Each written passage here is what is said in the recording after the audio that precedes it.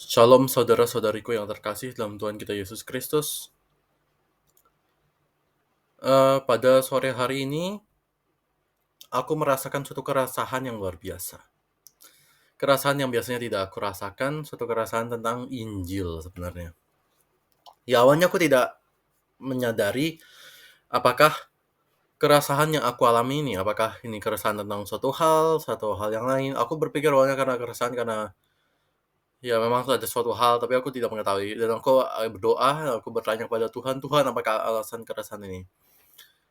Keresahan ini terjadi karena aku didorong oleh Tuhan untuk mewartakan Injil-Nya.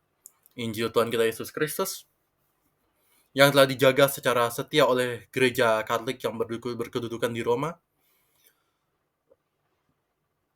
Tapi selama ini aku belum berhasil melaksanakannya secara sepenuhnya, sesuai dengan kemampuanku, sesuai dengan potensiku, dan seterusnya. Dan karena itu, disinilah aku hadir untuk mulai mewartakan Injil itu kepada setiap manusia yang hendak mendengarkan perkataanku dan mendengarkan sabda Kristus. Jadi bagaimana aku akan mewartakan Injil?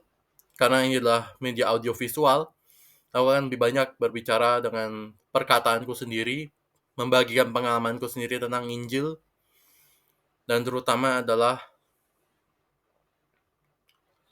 meneliti ajaran yang resmi oleh gereja Katolik, karena itulah Injil yang resmi, dan mengupas terutama kita akan memulai dari katekismus gereja Katolik, dan setelah itu kita akan setelah katekismus itu selesai, kita akan membaca kitab suci dalam terang katekismus.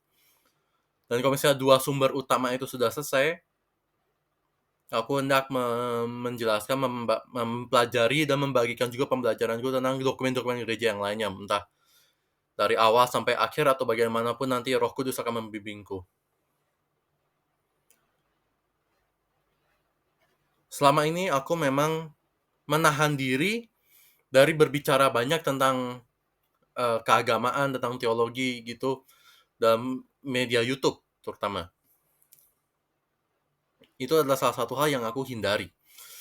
Tapi ternyata dengan keresahan ini Tuhan menegur aku, menampar aku secara keras bahwa justru itulah yang harus aku lakukan.